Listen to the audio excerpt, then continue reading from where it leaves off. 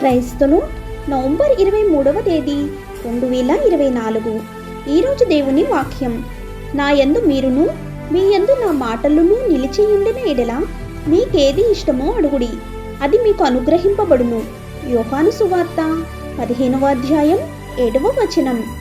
క్రీస్తునందు నిలిచియుండుట యొక్క ఇతివృత్తము ఈ వాక్యమునకు ప్రధానమైనది. కట్టుబడి ఉండటం అనే భావన యేసుతో లోతైన సన్నిహితంగా కొనసాగుతున్న సంబంధాన్ని సూచిస్తుంది. ఇది ఆయనతో మిగిలి ఉండటం, నివసించటం, ఆయనతో సన్నిహితంగా ఉండటం వంటి భావాలని సూచిస్తుంది. ఈ రకమైన సంబంధానికి, ఆయన బోధనలను అనుసరించడానికి, ఆయనతో సన్నిహిత సహవాసంలో ఉండడానికి నిరంతరం నిబద్ధత అవసరం. ప్రార్థన, బైబిల్ చదవటం మరియు ఇతర విశ్వాసులతో సహవాసం వంటి ఆధ్యాత్మిక విభాగాలను నిర్వహించటం ఇందులో ఉంటుంది.